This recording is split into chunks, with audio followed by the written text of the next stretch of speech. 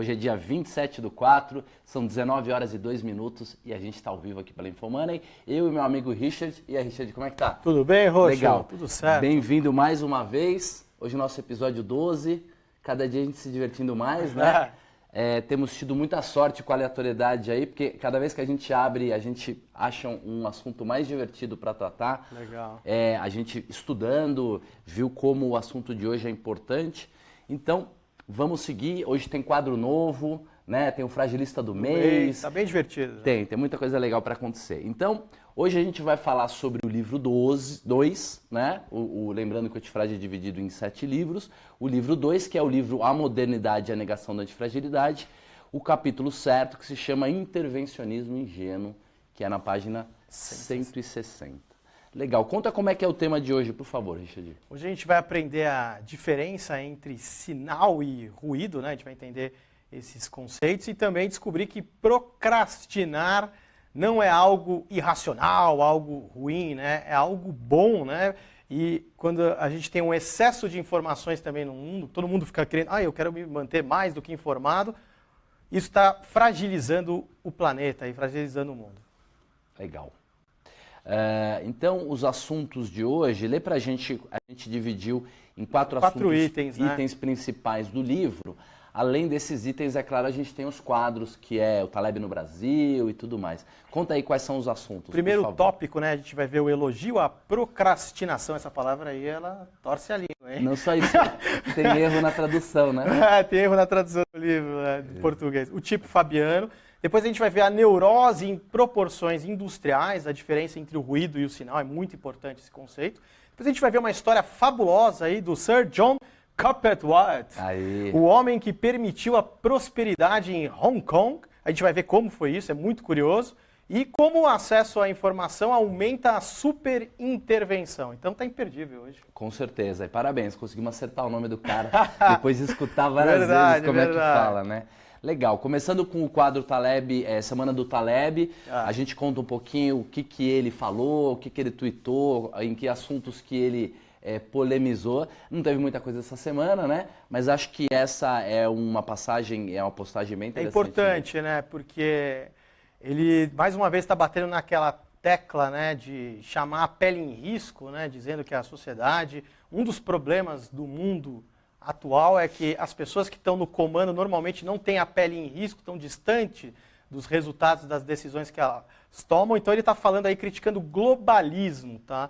É importante diferenciar o globalismo da globalização. Globalização, pense em termos econômicos, as empresas formando alianças globais, divisão internacional do trabalho, cultural. Globalismo pensa em uma centralização do poder. Então imagina lá, colocar num lugar só um bando de burocrata, um bando de político querendo tomar decisões de vários cantos do planeta. Então eles estão lá distantes, estão tomando decisões e não estão nem um pouco próximos. É o que a gente critica às vezes, por exemplo, do governo federal, né, tomar uma série de decisões que vão impactar, por exemplo, o nosso bairro ali e não tomar decisões locais, né, distritais. Todas as vezes que um burocrata tem que tomar uma decisão de algo que está absolutamente longe da realidade dele, em que milhares e milhares de pessoas são afetadas, mas são apenas números numa planilha de Excel, normalmente vai dar errado. Exatamente. Quando você coloca o tomador de decisão perto da escolha, em que ele vai ser afetado pessoalmente, em que se ele fizer uma decisão, as pessoas que foram impactadas vão poder conversar com ele, pedir explicação. Isso. Esse é o tipo de relação que funciona. Ou como o Taleb fala, né? Hoje em dia o pessoal que decide se vai ter guerra ou não são os que estão lá na linha de frente. Antigamente não, ele era... Claro. O comandante estava ali, né, com a espada ali para entrar na guerra. Ele mostrou, inclusive, nessa passagem que é entre a página 160 e 168 dessa semana, o Aníbal, né, que era um dos caras que tentou invadir lá Roma, e ele comparou com o Bush, mas disse que a diferença entre os dois é que o Aníbal estava na linha de frente lá na guerra. Tinha pele em risco, exatamente. Bem legal. Então, é importante a gente saber essa diferença entre globalização e globalismo, porque globalização é um processo inexorável, não tem jeito, é o mundo ficando mais complexo, né? É o mundo mudando para relações mais não lineares, né? E convexas. E o globalismo não necessariamente é inexorável. Dá para combater, dá para mudar. É uma centralização de poder de pessoas que não têm a pele em risco. Exato. Então vamos começar falando um pouquinho do assunto 1, do tópico 1, que é o elogio à procrastinação, da página 160. A sociedade não valoriza o que foi evitado. Conta um pouquinho como é que funciona esse processo. Então, porque normalmente, né, por exemplo, no mundo dos investimentos, né, se você evita um grande prejuízo, às vezes a pessoa não vai te valorizar, né? Ela quer que você tenha uma ação. Então ele coloca aí um trecho interessante. É muito mais fácil vender olha o que eu fiz por você do que olha o que eu evitei por você. E aí o Taleb ele fez uma pesquisa, né, para procurar heróis que tenham evitado algo e foram reverenciados e ele não encontrou nenhum. Não tem nenhum herói que virou herói por deixar de fazer alguma coisa ou por evitar um problema. Esse é um problema muito grande, volta pra gente aqui, Luquinha. Esse é um problema muito grande da política. Porque como é que você vai reconhecer um político se ele não teve ações intervencionistas positivas? Se ele, por exemplo, cortou despesa, se ele ajustou a máquina, se a coisa ficou mais eficiente, você não percebe. E aí você acaba não votando nesse cara, esse cara não volta para o governo e quem vai ser eleito é o intervencionista. Exatamente. É o cara que pega, faz dívida, como a gente viu na semana passada, e sai gastando para poder fazer uma lista dos itens, né, exatamente. que ele fez. Né? E aí ele coloca num trecho, o verdadeiro herói no mundo do cisne negro é aquele que impede uma calamidade e, naturalmente, pelo fato de a calamidade não ocorrer, ele não obterá reconhecimento, nem mesmo um bônus por isso. Exatamente. A gente tem uma mudança muito grande no mundo, por exemplo, no sistema financeiro, que muita gente das áreas de compliance, das áreas de risco, estão assumindo posições estratégicas nas instituições. Até pouco tempo atrás, esses caras não tinham nenhum reconhecimento porque eles não faziam parte do que dava lucro na empresa. Exatamente. Eles eram quase como uma área de despesa. Mas hoje, como o que quebra a empresa é a falta de compliance, né? Então esses caras estão subindo. Né? Se fosse no futebol, né, aquele pobre coitado carregador de piano do meio de campo que desarma as jogadas, aí o atacante vai lá, recebe uma bola, faz o gol e ele é o herói. Né? O atacante sempre é o herói. O cara que evita os gols ali não é valorizado. Então, nessa passagem, o Taleb conta um exemplo, né, do general Fábio Máximo, né? Então conta pra gente. Ele era conhecido como procrastinador, né? E aí tem o trecho, né? Ao evitar e retardar o envolvimento na guerra, ele levou à loucura o seu rival Aníbal, que tinha uma óbvia superioridade militar. Então, só de enrolar, de postergar a batalha, o oponente dele, o Aníbal, que estava muito mais preparado, ele ficou enlouquecido ali, perdeu a cabeça e perdeu a batalha. E aí a expressão no latim que você gosta muito, né, Rocha? Eu gosto. Essa expressão é que o Taleb usa para mostrar esse tipo de atitude. Volta pra gente aqui, Luquinha, que é a atitude de quem sabe o valor da maturação de uma ideia, de melhorar uma ideia, de rever um projeto, de rever um texto, de fazer as coisas no estado da arte, de não aceitar o que está 80%, o cara que exige ir até os 100% de qualidade. Esse é o tipo de atitude, de ação que eu gosto. Então, Festina Lente é quase um mote para mim, né? Um chamariz para mim. Eu tenho vontade até de fazer uma tatuagem. Tem que fazer e mostrar para nós. Qualquer dia, quando eu fizer a tatuagem do Festina Lente, eu vou trazer aqui para vocês. E aí tem o conceito de procrastinação que o Taleb usa. Conta pra gente como é que é, Richard. Que é uma defesa natural, funciona como um filtro, né? Para que você postergue determinadas atitudes que você ia tomar.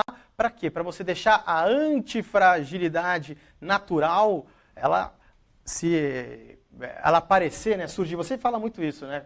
Que é pela via negativa, corta os excessos, remove as fragilidades e deixa a antifragilidade natural, o que é bom, de uma forma ou de outra, vai acabar acontecendo. Eu estava vendo o documentário do Frank Sinatra e uma hora ele fala assim: não alimente os problemas que provavelmente eles vão achar soluções por si mesmo, né?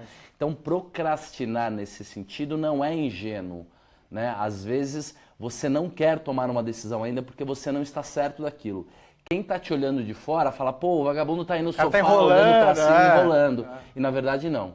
Você está fazendo o seu emocional, o seu subconsciente... É o que você falou, está maturando mesmo. Está maturando. Né? É muito importante isso, né?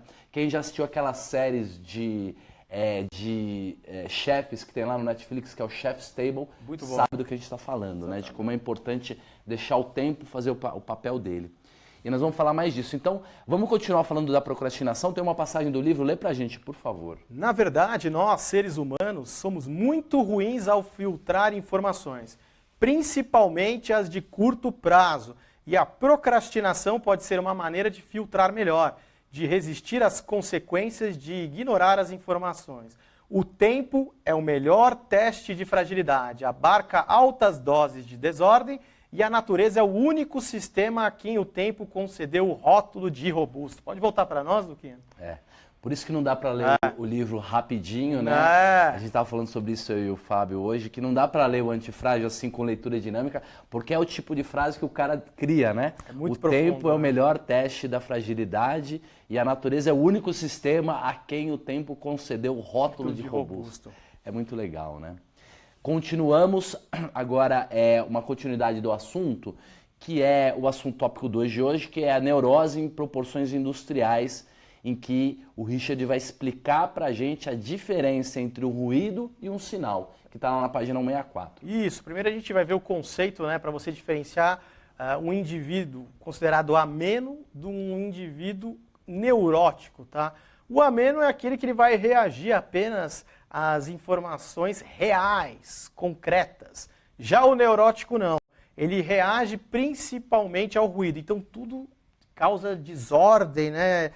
Perturba, né, aquele indivíduo. E aí tem a passagem do livro que fala que a oferta de informações a que estamos sujeitos na modernidade está fazendo com que os seres humanos deixem de ser o indivíduo ameno para se transformar no primeiro. Neurose em proporções industriais. A diferença entre o ruído e o sinal neurótico. Volta pra gente aqui, por favor, Luquinha.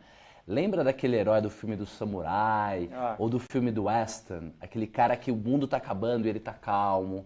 Ele está tranquilo, ele fala de baixo, né? Ele não se deixa levar emocionalmente. Só vai se preocupar com algo concreto. Exato, né? Por essas probleminhas pequenos do dia a dia.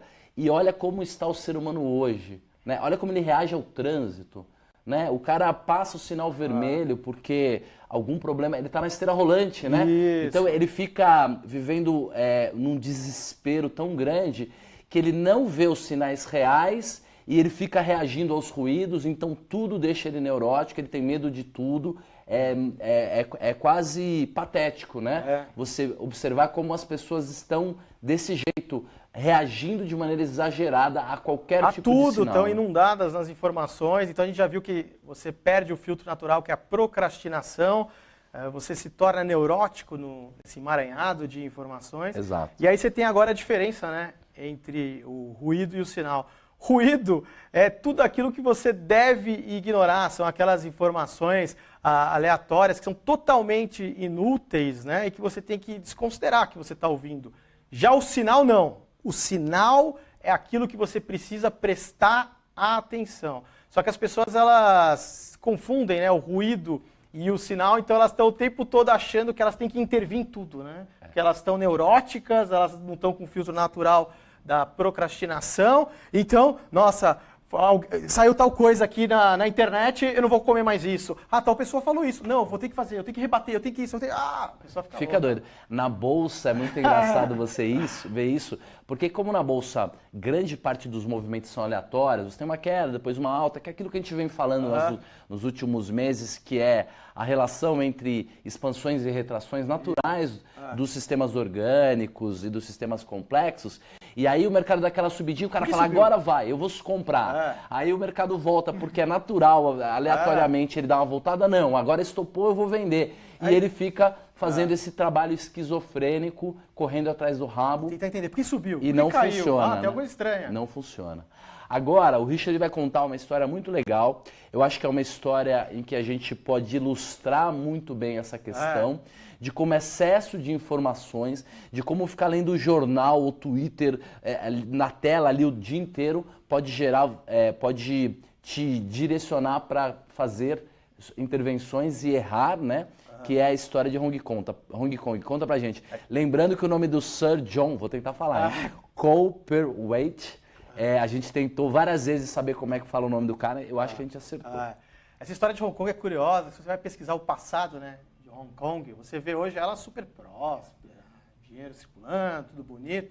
Não, era um lugar extremamente pobre, né? Qual que foi o grande segredo, né, e um dos homens responsáveis por essa prosperidade é o Sir John Coppelwise, né?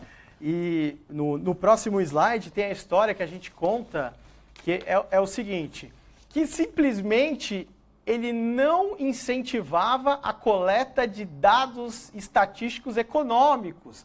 Tanto que uma vez foi perguntado para ele qual que era o conselho que ele daria aos países pobres. Ah, você conseguiu prosperar Hong Kong? Qual é o seu segredo, né?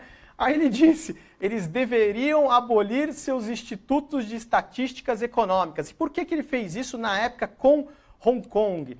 Ele percebeu que se não tivesse muitas estatísticas, né, o governo britânico ele não ia ter como intervir lá na área por medidas corretivas. Como não sabia muito bem o que estava acontecendo, a coisa foi livremente, deixou a economia seguir o seu caminho natural. Seu caminho natural, de baixo para cima e não de cima para baixo. Não interviu nos zigue-zagues naturais da economia e ela conseguiu prosperar. O fato é esse, ela prosperou. Não teve intervencionismo ingênuo, né? E podemos dizer que Hong Kong, né, procrastinou em alguns momentos e foi extremamente feliz nisso.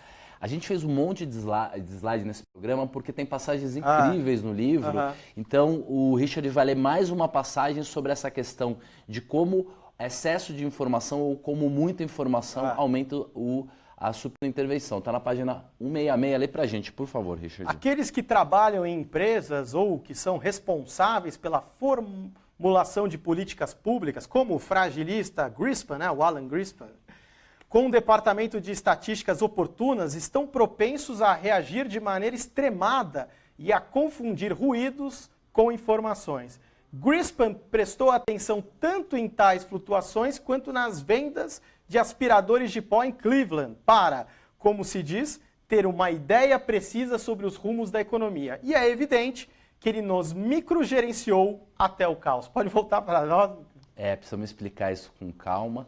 Conta pra gente um pouquinho mais quem é o Greenspan, que história que é. É o ex-presidente, né, do Banco Central Americano, do Fed, né, o Alan Greenspan, né, que foi muito reverenciado. Quantos anos ele ficou lá? Quase uns 20? Uma boa parte, viu? Quase uns 20 anos. E vários mandatos seguidos. E ele saiu como herói, né? Só que, na verdade, ele recebe várias críticas hoje, né, principalmente do Taleb, por ter criado uma série de bolhas e ter muito intervencionismo ingênuo, né? Porque ele tinha uma mania que ele falava, nossa, eu quero saber de tudo. Então, tem até uma lenda dele que falava que ele chegava a olhar o lixo das casas americanas para ver o padrão de consumo, para ver o que está acontecendo, fazia coletas de dados, estatísticas, só que municiado disso, quando você está inundado com esses dados, você acaba se tornando um grande interventor, né? Você começa a querer intervir, fazer medidas corretivas o tempo todo, e aí o resultado sempre é trágico. Né? Eu acho que a produção desse programa é uma das coisas mais divertidas que a gente faz na semana, a gente conversou muito sobre isso, né? Eu li o livro dele, de fato, em termos narrativos, se você não conhecesse o Taleb, faria todo sentido. Ele, desde a década de 40, tinha uma agência de pesquisa de estatística, ele tentava prever o preço do minério, depois o preço do aço e tal, faz todo sentido, mas infelizmente isso não é possível, e é claro que ele direcionou o mundo para o caos que ele está, né? Então a gente, a partir de hoje, começa um quadro novo chamado o Fragilista do Mês. Então vamos dar uma olhada lá, quem foi eleito o Fragilista do Mês, aqui ó, o Alan Greenspan, achamos uma foto dele meio desanimado. É claro, ele é um cara incrível, esforçado e se dedicou muito, volta aqui pra gente, Luquinha, mas de qualquer maneira, ele é mais um que ao tentar ajudar o mundo atrapalhou bastante. Era melhor não ter feito nada, né? Um herói que teria evitado, né? No mês que vem a gente vai escolher outro cara. Além disso, a gente começa mais um quadro legal. Quadro dessa semana. Essa semana é um quadro que vai ser semanal, que são as relações espúrias da semana. Volta pra gente aquilo que explica, por favor, o que é relação espúria. Então, o Taleb, ele é um grande fã de relações espúrias. Ele tem um senso de humor, né, muito bom. E quando você tem excessos de informações, dados para tudo, e o pessoal que gosta de estatística, modelos econométricos, tentar prever tudo, então esse site aí tem mais de 3.000 relações espúrias, que são relações que, se você colocar estatisticamente, parece que faz todo sentido. Então, que elas têm correlação. Então, as curvas andam juntas. E é possível, se você só olhar o gráfico, a curva... Você vai jurar que tem uma causa e efeito. Um causou o outro, Isso, porque eles são muito parecidos, então com certeza tem alguma relação aí. E aí a gente vai ver o que uma série tem a ver com a outra e vai perceber que não tem nada a ver. Então explica mais aí, mostra o gráfico pra gente. E quando a gente começa a pesquisar as relações espúrias, a gente começa a ver quanta bobagem tem por aí, o cuidado que a gente tem que ter ao trabalhar com séries históricas, com dados. Então a gente tem a relação espúria da semana, que é o gasto com o seu animal de estimação versus o número de suicídios por enforcamento, estrangulamento e sufocamento desde 2000 a 2009. Então são 9 anos aí de série histórica. Então você vê que o gasto com animais de estimação, você vê que está correlacionado positivamente, deu uma correlação aí de 98% com o número de suicídios por estrangulamento, enforcamento e sufocamento. Pode voltar para nós, Luquinhas. O Taleb essa semana, ele até brincou que você teve o primeiro turno da eleição francesa, e ele falou, poxa, gente, vamos olhar aí os dados do PIB francês com os números de sufocamento lá no Panamá, que tem uma correlação positiva. Então, o que é interessante? É fazer essa graça de que se você buscar relações nas coisas, você vai achar. E não tem nada a ver. E lá no Cisne Negro, ele conta muito bem essa coisa da dopamina no cérebro. A gente sente muito prazer em achar relações que funcionam de causa e efeito. Eu estava conversando com o Richard hoje, ele me mandou um WhatsApp dizendo assim, o trânsito está muito grande, nossa, para eu chegar da minha casa para tal lugar demorou não sei quanto tempo. Eu acho que é porque as pessoas estão fazendo... Então, você mesmo estava tentando achar uma relação de causa e efeito que talvez não fosse verdadeira, né? Eu vou entrar na relação espúria da próxima semana, então. Legal. Uma outra coisa interessante com relação a isso, o que a gente aprende com o Greenspan, e eu falo muito para os meus alunos de mercado financeiro e de opções, é assim. Às vezes você pega uma lupa e fica olhando tanto detalhe, vendo uma formiguinha no chão, e você não vê, do seu lado está passando um mastodonte gigante. E aí tem um estudo lá do Daniel Kahneman, estudo de finanças comportamentais, que eles descreve pra gente aquele estudo lá do macaco, do gorila. Você passa o vídeo, né? E o gorila ele passa em cena e a maioria das pessoas está distraída com o que está passando no vídeo e o gorila passa desapercebido. Eu vou contar. É um jogo de basquete que foi filmado em que um cara vestido de gorila fica passeando na quadra. Na hora que você chega pro sujeito que vai fazer o teste do vídeo e fala para ele assim, olha, eu quero que você conte quantas vezes a bola foi passada assim assado. Você manda o cara fazer algo que ele tem que prestar tanto atenção num detalhe, ele tem que ficar tão atento em alguma coisa, e pro outro cara você fala, não, você não dá nenhum tipo de ação, nenhum tipo de tarefa pro cara. O cara que tinha a tarefa de ficar olhando o detalhe de quantas vezes a bola passou de uma mão para outra, ele não repara no gorila. Exatamente. O gorila fica passando na quadra o tempo todo e esse cara não repara. E o outro, que é um flanador, que está olhando meio de longe, ele com certeza fala, o que você achou esquisito no vídeo? Ele fala, pô, passou um gorila lá, né?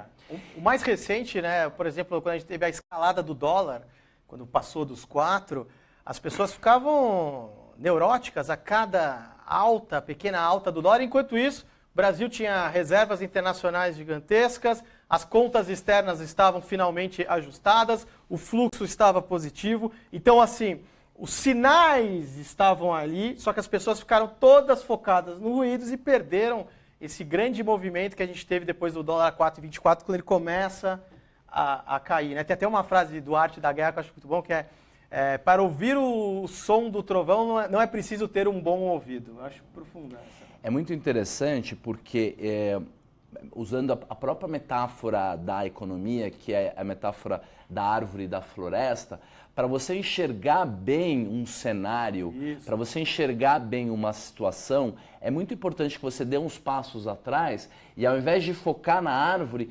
focar na floresta. Exatamente. Porque aí você consegue enxergar aonde estão os sinais reais, né? Exatamente. Nós teremos grandes oportunidades nos próximos 10, 20 anos, sinais muito claros das coisas.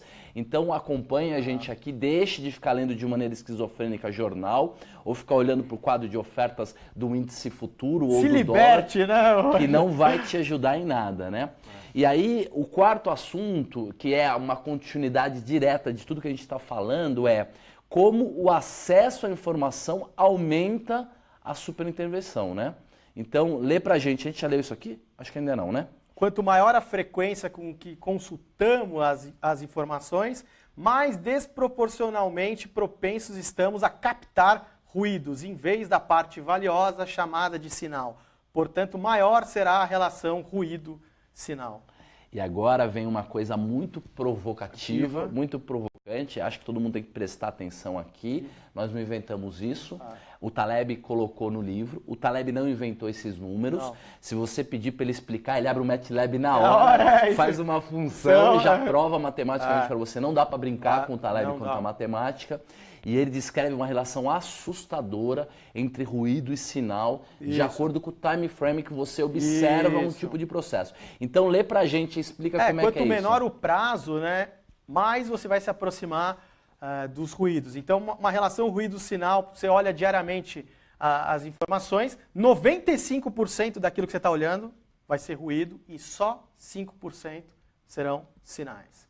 Já se você olha de hora em hora, 99,5% serão ruídos e apenas 0,5% será sinais. Exato. E aí tem a sua frase aí, né, Rocha? Bota pra gente aquilo que é. Então a provocação pra gente, e na verdade, mais do que uma provocação, um chamado muito grande de atenção, é essa frase que a gente coloca aqui, que fazer day trade, olhando o gráfico de 1 minuto, por essa ótica, por esse ponto de vista, é uma coisa esquizofrênica e enlouquecedora. Porque você fica totalmente no meio do sinal, do ruído, né? E é muito difícil achar sinal.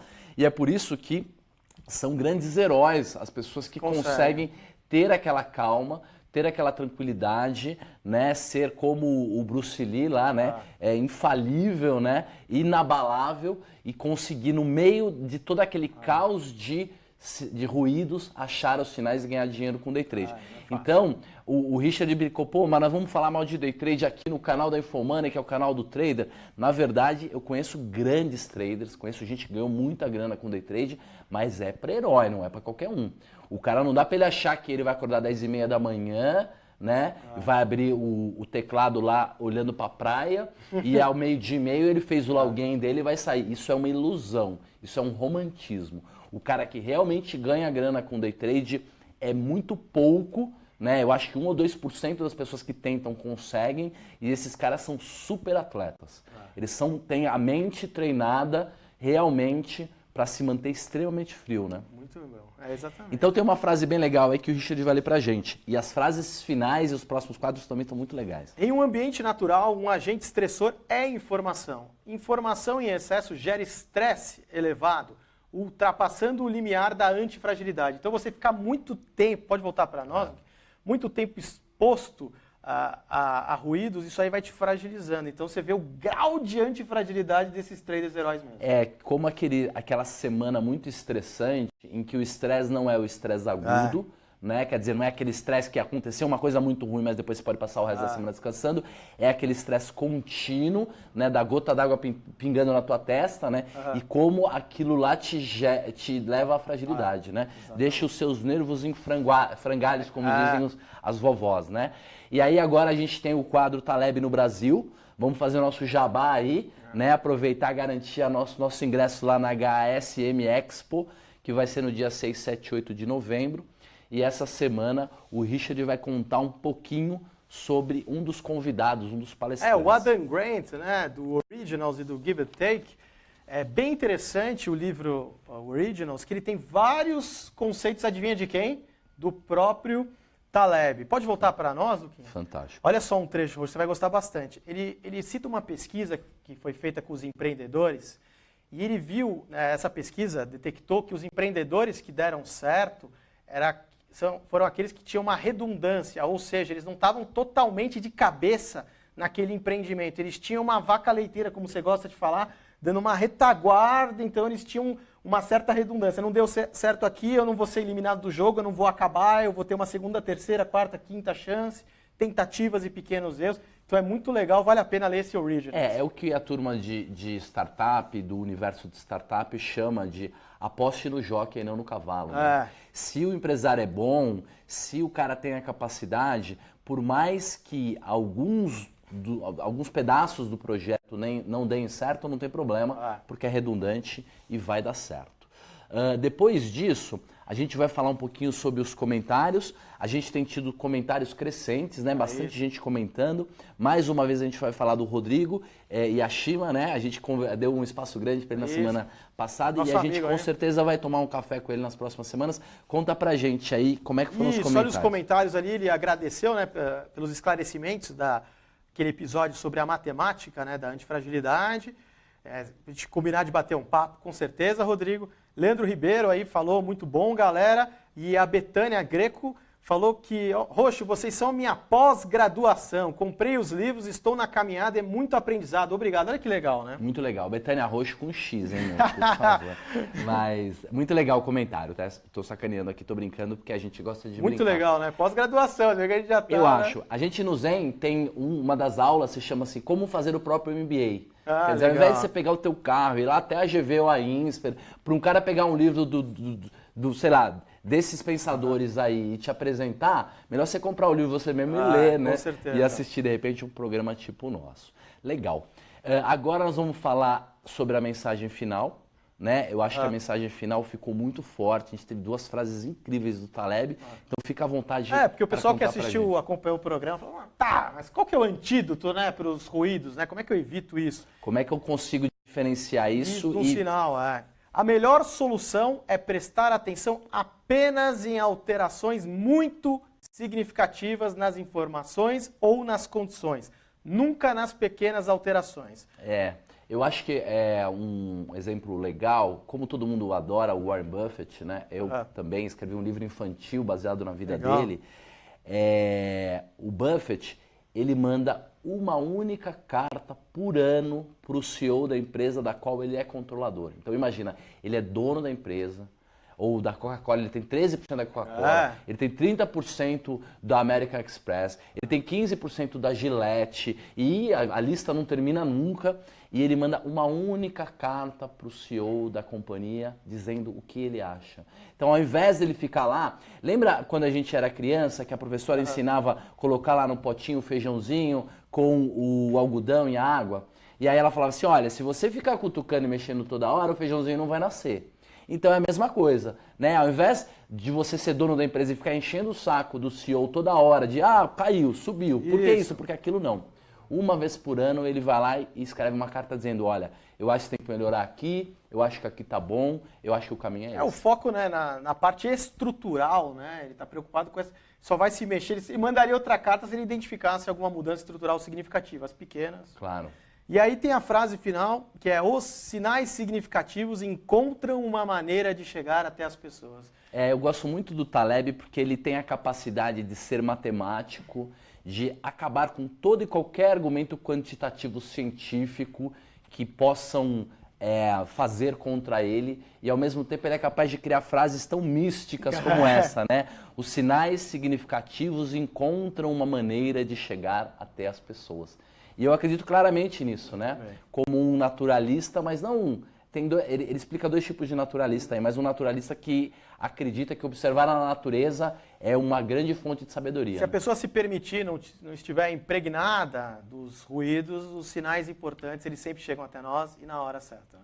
Então usando um pouquinho até de budismo, é isso. Na hora que você busca eliminar as insatisfações do seu cérebro, o que você está fazendo é baixando o ruído para que a consciência plena surja e que você seja plenamente capaz de observar as coisas que estão acontecendo à sua volta e colocar energia, consciência nelas. É a única maneira. Porque se você ficar com aquele ruído na sua cabeça, eu tô com fome, tem conta amanhã, o imposto de renda, eu tô perdendo, aquela pessoa não gosta de mim, eu me olhei no espelho e tô ficando velho. Sai uma notícia.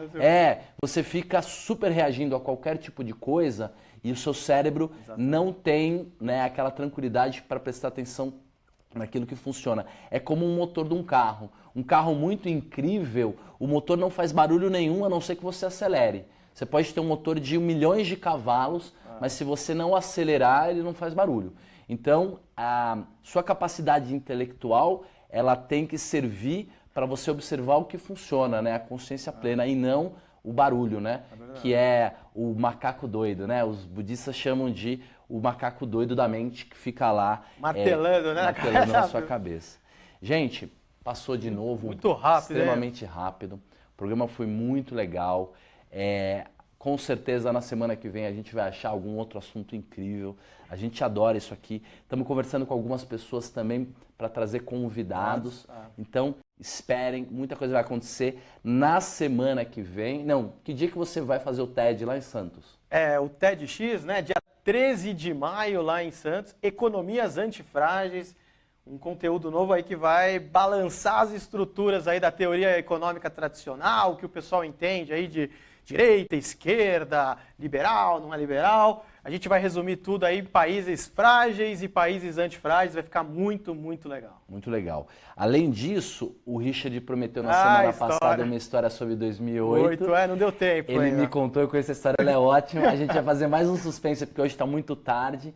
Então daqui 1 ou 2 semanas, peçam aí todo mundo pro Richard contar essa história, que ela é ótima, ela ilustra muito bem. Tinha que fazer até um episódio no Netflix dessa história, né? Precisamos contar e fazer um episódio.